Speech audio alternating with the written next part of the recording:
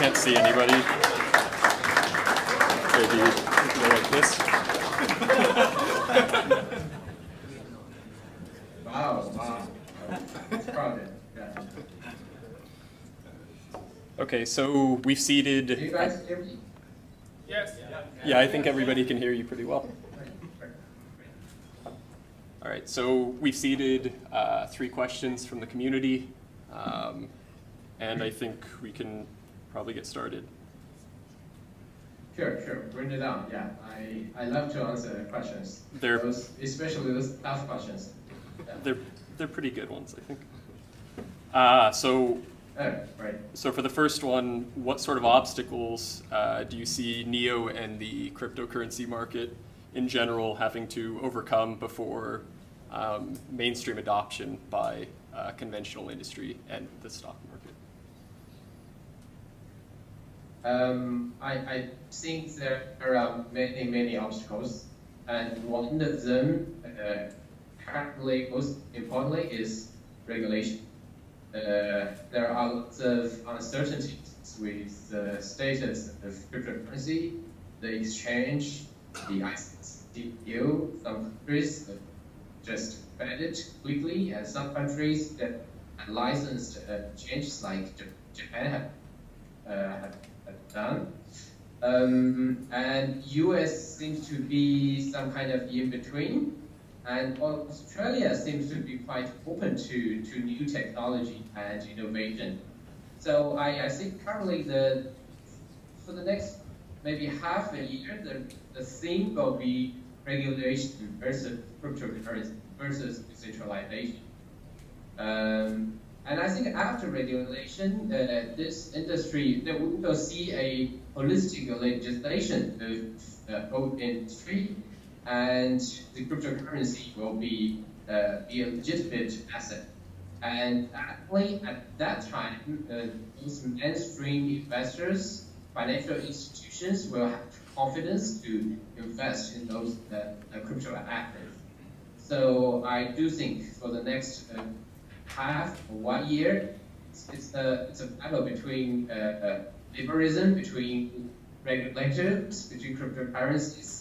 So we will see things move back and forth. Okay. So, are you ready for the next question? Yeah. Okay. So currently, the average transaction rate per second on the NEO blockchain is right around 500 transactions per second. However, in the white paper, 1,000 transactions per second is listed, and through some optimizations, it is claimed that we can reach 10,000 transactions per second. Why are we currently running at 500 transactions per second, which is about half of what the white paper states, and what is the roadmap to reach this optimization of 10,000 transactions per second? It is a tough one. Situation is this: we have capped the number of transactions in one block. If my memory is firstly right, we capped it at 500 transactions per block. So it is not indeed 500 transactions per second right now on the mainnet. But we are running. We used to be running the same nodes. We used to be running mainnet and testnet on the same computer. So, and we did a test several months. I think it's 2017, and we lifted the cap on testnet, and transaction per second achieved 1,000 exceeded 1,000. So today's NEO blockchain has the ability to process for 1,000 transactions per second, but it is difficult for commercial computers, other nodes, to keep up with the network if we have such kind of speed. So we decided to cap at the mainnet, but we can demonstrate it that we do have the ability to achieve 1,000.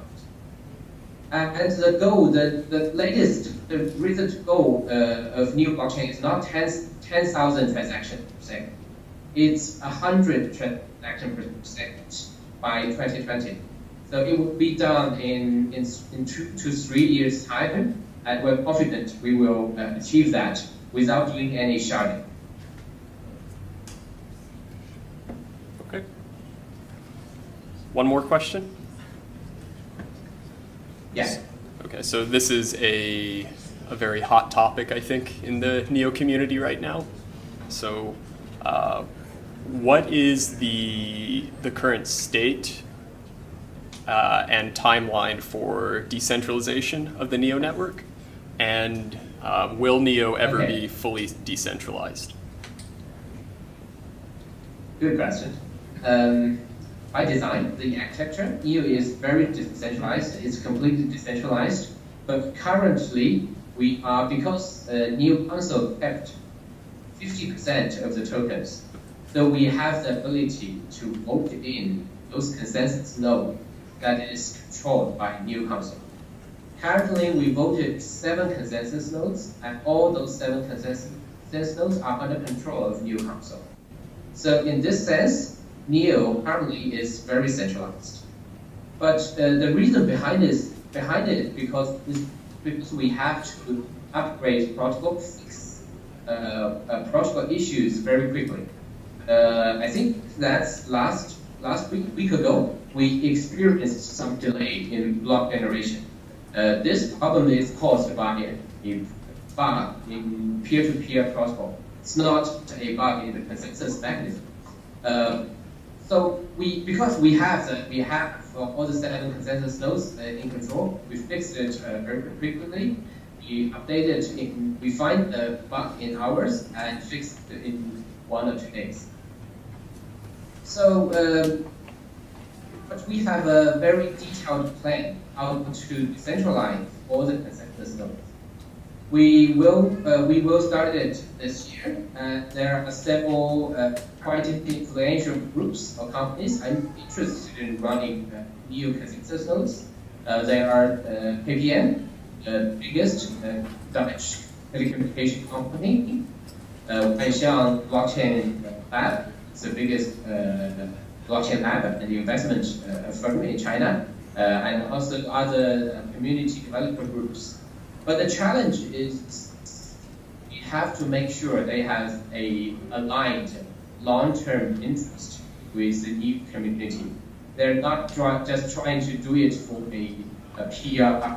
They're not trying to do it to receive gas or be subsidized.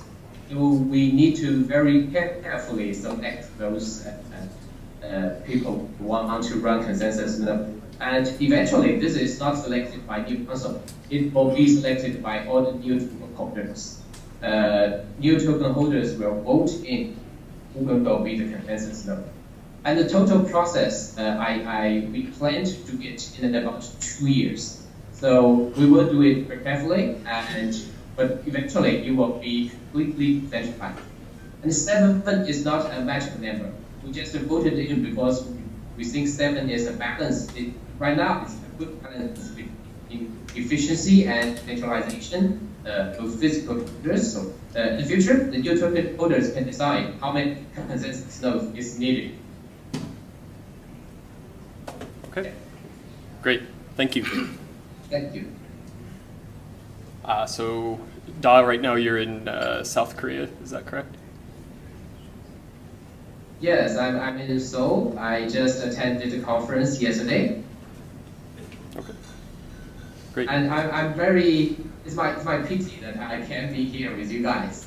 I heard that we have a very strong community in Sydney, and I'm looking forward to go to Sydney very soon. Yeah, I promise I will be in Sydney. Okay, thank you very much. Thank you very much.